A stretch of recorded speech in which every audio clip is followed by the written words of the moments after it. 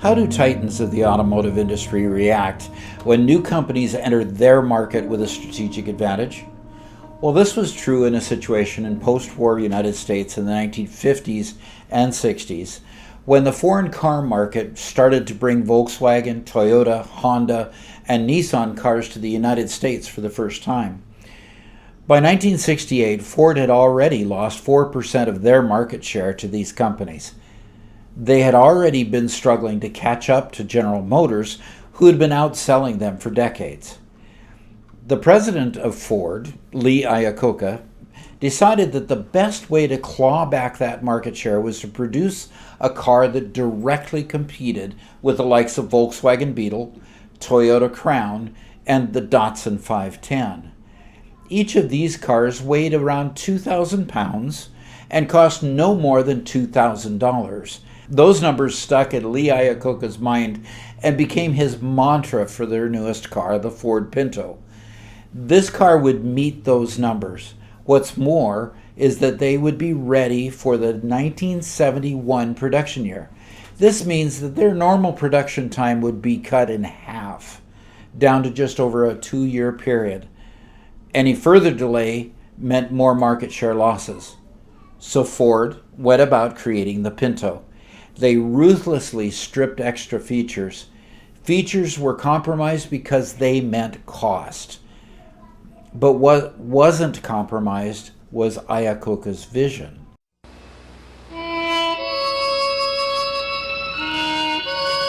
Meet the Pinto, just born.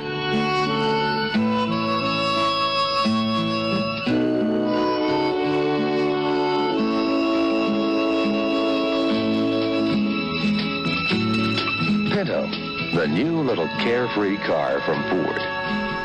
At the same time, a national debate around vehicle safety was brewing. Ralph Nader had just published his book, Unsafe at Any Speed, an incredible takedown of the Chevrolet Corvair for its frequent rollover accidents. The general public was slowly becoming aware of the hazards of driving.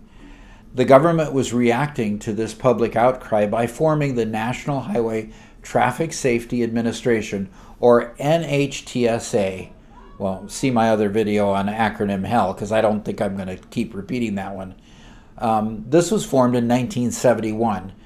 It began to establish safety regulations for the road. According to the newly minted Traffic Safety Administration, all cars must be able to withstand a 20-mile-per-hour impact from the rear.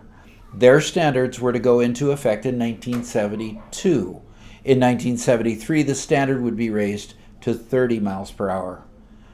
As early prototypes of the Pinto came off the factory line, they were tested against the traffic safety standard.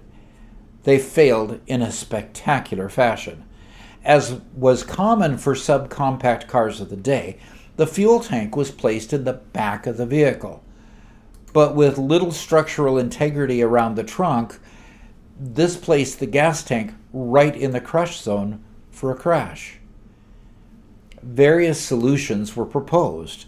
A nylon bladder around the tank would have cost $5.28 per vehicle. An additional steel strut would have cost $4.20 per vehicle, or a plastic baffle between the fuel tank and the differential housing would have cost a paltry $1.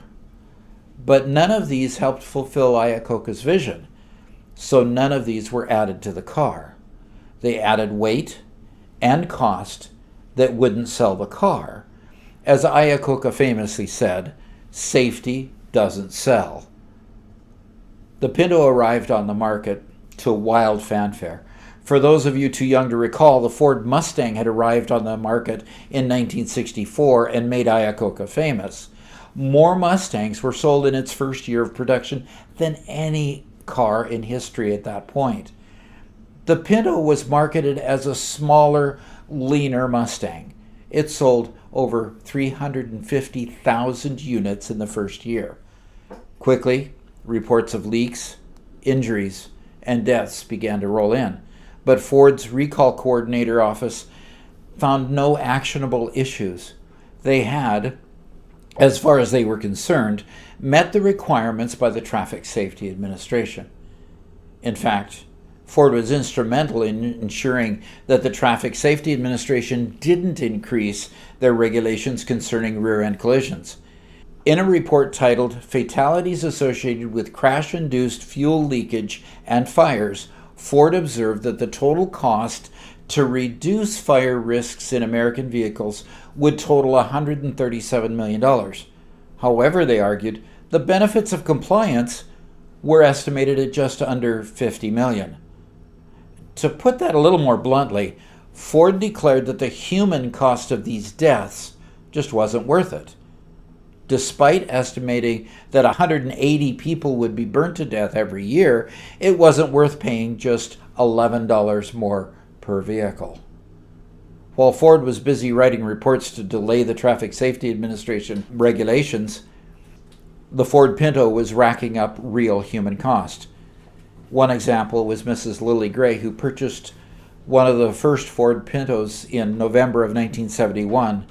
It was an economical car that she could drive between where she lived in Barstow, California, to Anaheim, about 100 miles away.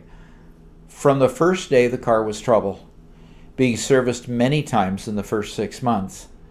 However, during that time, she drove it over 3,000 miles between the two cities. In late spring of that next year, Mrs. Gray and 13-year-old Richard Grimshaw were heading home to Barstow. The car was still giving them troubles. She shifted out of the fast lane into the center lane of the freeway, where the car stalled. Cars flew past them. Unfortunately, one car couldn't stop or swerve in time. At a pace of somewhere between 28 and 35 miles per hour, a Ford Galaxy struck the Pinto from behind, rupturing the gas tank. Gasoline soaked the inside of the vehicle. Both Lily and Richard emerged with significant burns. Lily died in the hospital a few days later, while Richard only survived due to extensive surgeries and skin grafts. A lawsuit, Grimshaw versus Ford Motor Company, was filed.